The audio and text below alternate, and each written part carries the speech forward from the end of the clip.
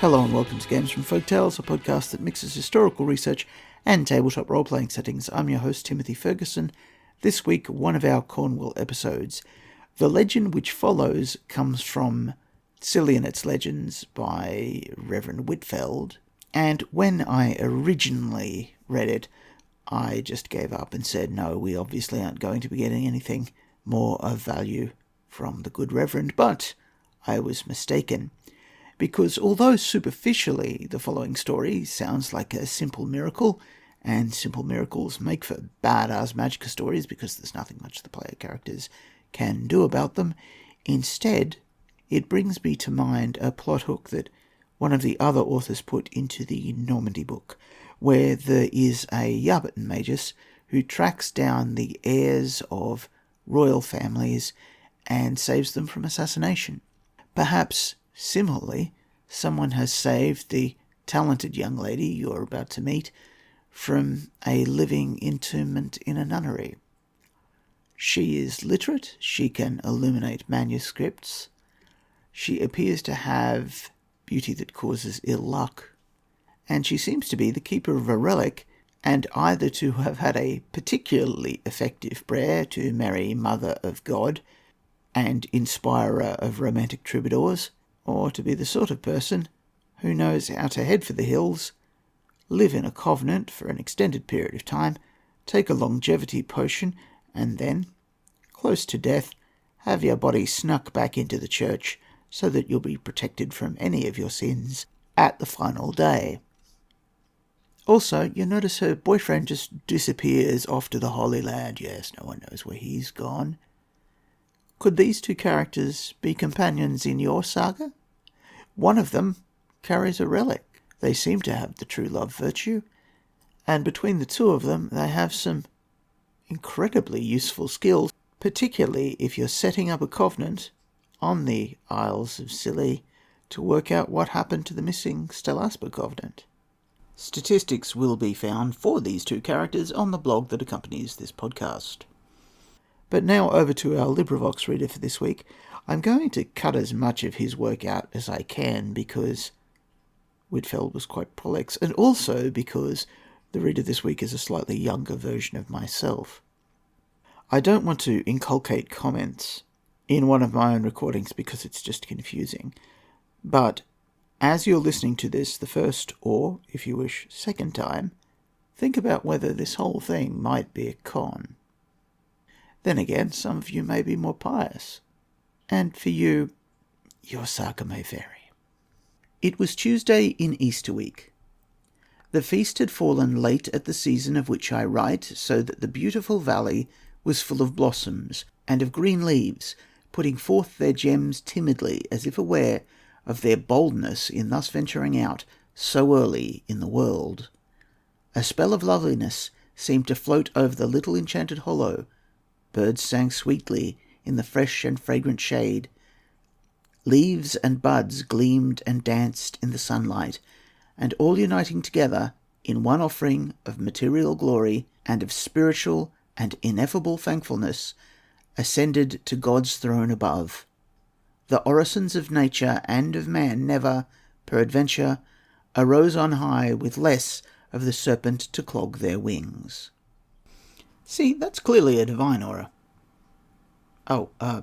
And now you can see why inculcations don't work. It was indeed a bright day, and man strove to make it brighter still. After the season of that dread passion, succeeding the painful vigils of Lent, it was the custom of the day to indulge the people with many sports and pastimes, some of them strangely inconsistent with our ideas of ancient medieval discipline. The Abbot of Misrule was there, and the dragon, and the monastic orders parodied and travestied, and the great Templar himself, and pretty winged children representing, not unfitly, angels, as they may be seen even now on the continent, in the procession of the Fête Dieu.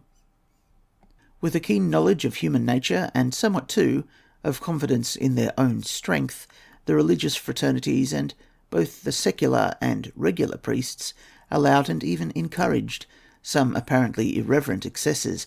These were licensed to an unwonted extent that day at Holy Vale. The mummers and guisers were more numerous than usual, and seemed to have full permission to jest, until an impious step even intruded itself upon holy ground. The Lady Abbess was a dame of high birth and of unquestioned sanctity, yet the Dragon of Wantley profanely ventured to compare her to the maid Marian, who figured among the maskers, and whose condition, to tell the truth, sadly belied her assumed character of single blessedness, the pious superior being afflicted with an infirmity that showed itself in an ungraceful rotundity of figure, hardly differing to worldly eyes from that of the buxom matron herself. It was not altogether the brightness of the day, nor the celebration of Easter sports, which created this more than usual animation and bustle. A ceremony was being performed in the little chapel of the convent, which is always one of solemnity and of importance in the Catholic world, and this too, as an event of the kind, was of no common order. The profession of a sister is ever an occasion of interest for the community in which it occurs, but the young being now dedicated to God was in herself an object of attention from the peculiar circumstances in which she had hitherto been placed. She was, so it was given out, an orphan, brought up in strict seclusion under the care of an aged maiden lady in the castle of the Earl of Cornwall at Old Town. No one knew aught of her parentage nor of her name. She was simply called the damsel Maud, and treated with such respect as, at that time, was accorded only to one of the highest rank. To the mystery of her birth was added another and a more potent charm. She was exceedingly fair, fair beyond all rivalry, rich in intellectual gifts, peerless in her lofty beauty.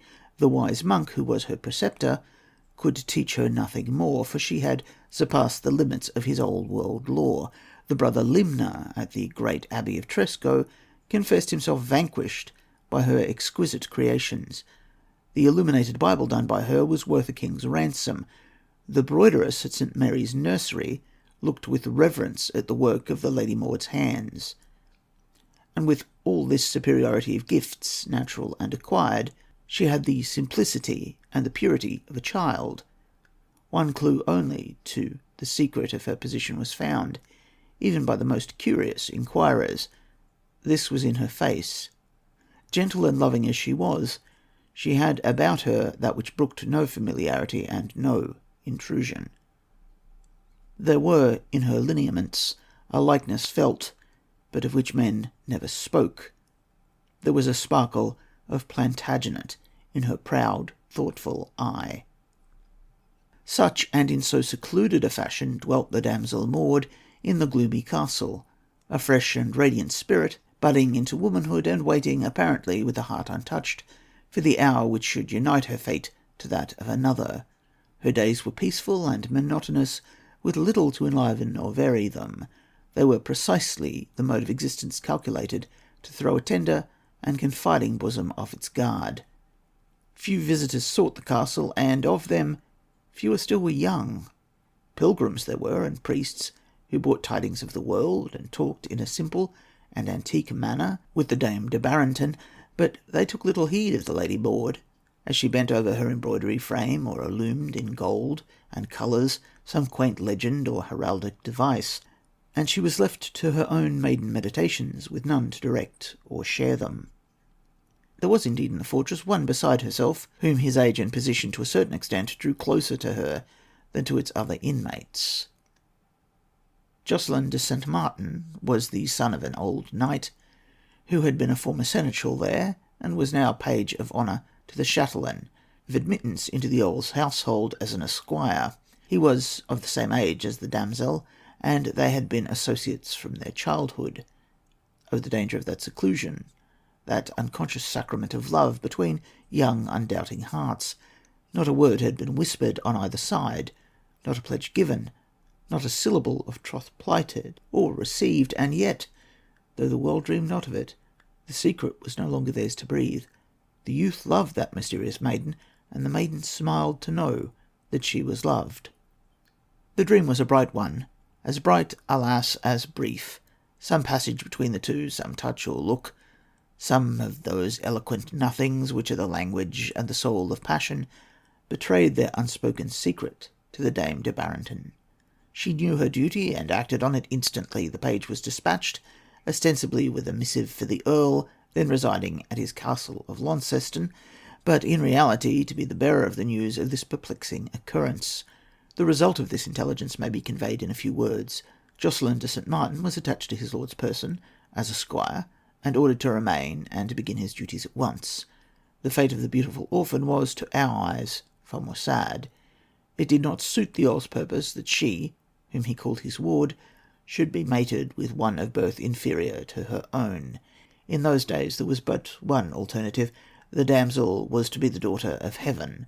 With a rich dower, as became her guardian's rank, she was at once to begin her novitiate, and to vow herself and all her matchless charms and her young gifted mind at God's altar as his virgin bride. It was no wonder, then, that all was joy and festivity at Holy Vale. The Earl had intimated his desire that there should be no delay.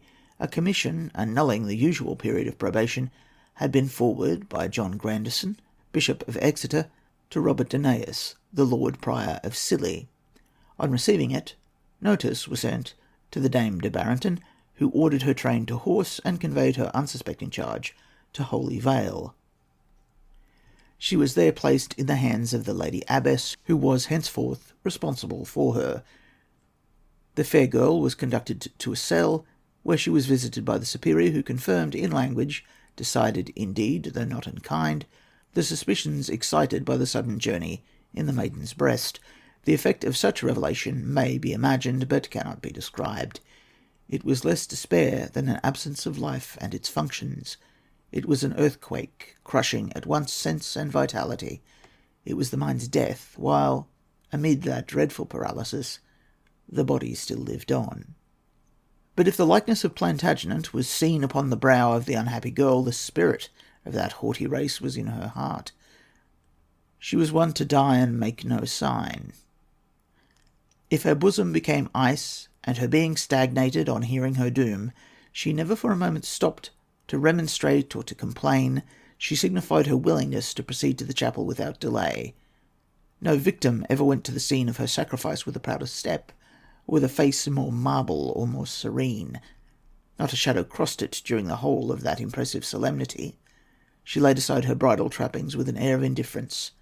She unloosed, and even with her own hands gathered together, the silken volumes of her dark hair, as the abbess severed it, lock by lock, from her head. When the rites were concluded, she came forward and received the kisses of the abbess and of the nuns, with a cheek calm but so chill that it seemed to freeze the lips that touched it. As soon as all was done, she retired to her cell, which was, in future, to be her living tomb, as haughtily as before. Her favourite tirewoman had, as an act of grace, been left for a season with her, and she came to her, and as soon as they were alone, fell at the feet of her lady, now only Sister Mary, with an irrepressible and natural burst of indignation and of compassion.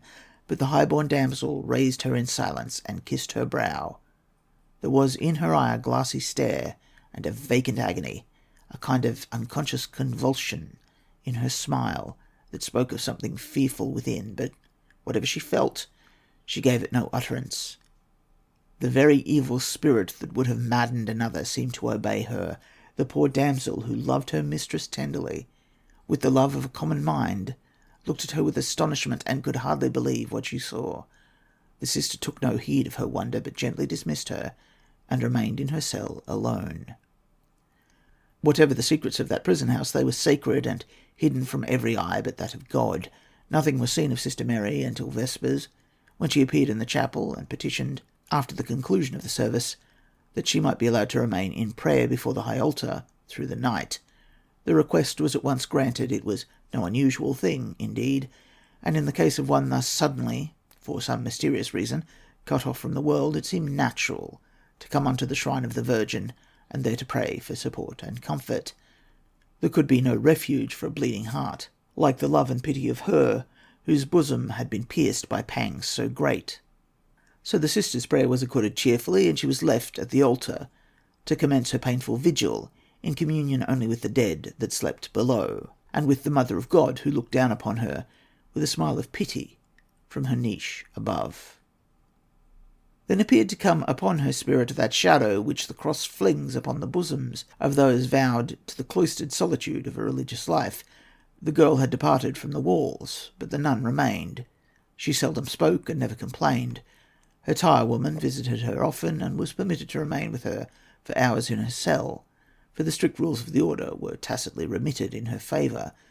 She could not be called haughty, nor was she reserved, but there was no fellowship between the other sisters and herself, and it may be unconsciously she occupied a place, both in feeling and intellect, which they could not reach. She never mingled with them. Instead of the usual equality of the conventual life, when by chance they met her moving about, looking so proud, yet so woebegone withal, they made her a hurried reverence and passed on.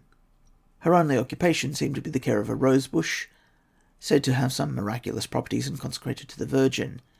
It was from this bush that the place was called Holy Vale. One of its flowers was deemed to have the power, if worn, to preserve its bearer from mortal sin, and one of its crimson buds was always borne upon her bosom, for the bush had the gift of perpetual spring, and blossomed through the entire year. So passed away the months of her novitiate. Winter, such as winter is in this land of the aloe, the myrtle, and the geranium, was melting before the smile of spring. The day was approaching when the irrevocable black veil was to be assumed. The demeanour of the novice was unchanged. It was as cold, as formal, and as still as ever.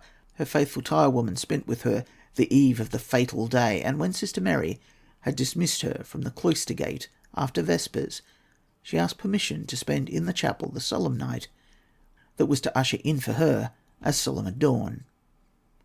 The abbess gave the desired leave, with her blessing, on the head of the fair nun, so soon to be affianced to heaven by the last awful tie. She went alone through the holy place to the high altar, and there was seen, by those who casually observed her, like a prostrate statue, absorbed in an agony of prayer. There they parted from her, but on the morrow they sought her there in vain. She left no relic of her presence. They found no traces of her flight. One thing only showed that she had been lately near. By the rose-bush of the Virgin was found a bough broken off and thrown down upon the ground, one opening bud alone being taken from its stem. Save this slight indication of her taste, and of the tenderness of a crushed heart for even an inanimate thing, her fate and her history were a void. The wrath of the stern Earl was terrible, but it was as vain as the quiet lamentations of the sisterhood. She, whom they deemed a perjured nun, was gone, and apparently gone forever. The solemn beauty of her pale countenance was missed for a time, but as no tidings of the fugitive were received, the impression caused by her loss waxed fainter and yet more faint. The name of the fugitive was scarcely ever mentioned. Her empty place was filled up by another. Her memory was, as it were, a tale that is told. Years glided along and passed lightly, as time ever passes over the community of Holy Vale. Yet still, even in a religious society, the hand of the great leveller comes down, gathering one by one the human blossoms on the tree of life. The sisters were called from their simple duties and left the grey walls for a home more lasting, but scarcely more silent or more sad.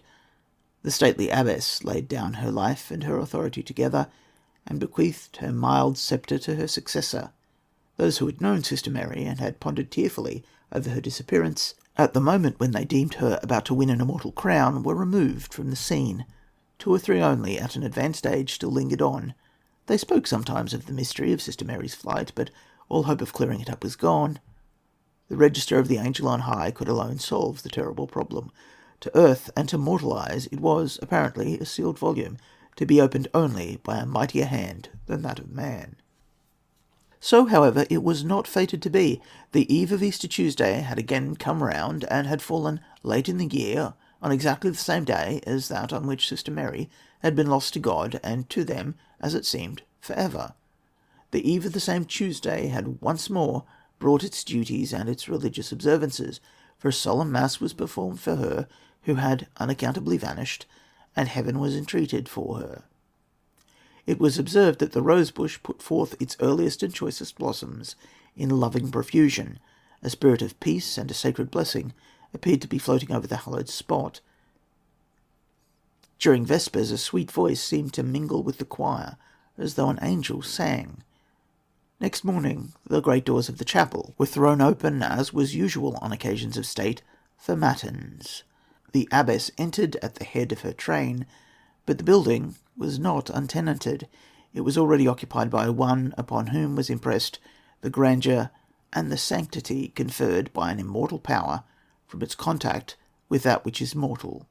Death, that consecrates by its touch, and hallows even while it slays, had been busy there. A form lay upon the highest step, before the great altar, its hands clasped upon its bosom in the attitude of prayer, and so marble-like and motionless that it might have been deemed an effigy on a tomb. There was no mistaking its dread repose, nor its rigid limbs, nor the stony expression of its upturned face. Death was frozen in its lineaments of rare beauty, but the expression was as calm and childlike as though they were but composed in sleep, and a sweet smile played about the lips, fixed there perhaps by the guardian angel that bore away the departing spirit from a frame so fair. The form was one of early womanhood, and was clothed in the dress of a novice of the house. Upon the cold bosom, and on the heart that throbbed no more with life, was placed a rosebud, apparently long gathered, but yet as fresh as though newly plucked from its stem. The sisters crowded round the figure, sleeping in its awful loveliness. The two aged nuns recognised it at once. It was their lost sister, Mary. They buried her where she lay. It was vain to ask by what miracle she had been preserved and given back in her pure and perfect innocence, for by her outward beauty they might be assured of that within. Perhaps the rosebud had guarded her from temptation, and had imparted to her strength to resist it. So they committed her to the dust, with her body sinless and undefiled, and raised above her a marble monument, and the fame of Holy Vale and of its sacred flower flourished in the land. Save those survivors of her sisterhood, there remained, indeed, none to inquire into her fate. Men spoke of a secret passage, leading from the chapel to St. Mary's at Old Town, by which she had escaped and joined her faithful tirewoman, but these surmises led to no result. The stern earl was dead.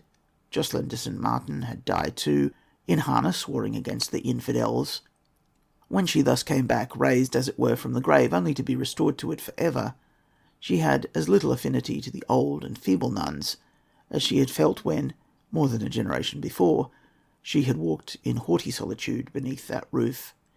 Her presence there troubled them, with its unearthly brightness and its strange gift of youth, and the contrast of its angelic freshness with their wrinkled and forbidding brows. So they buried her where she lay, in the odour of her sanctity and in her undying beauty.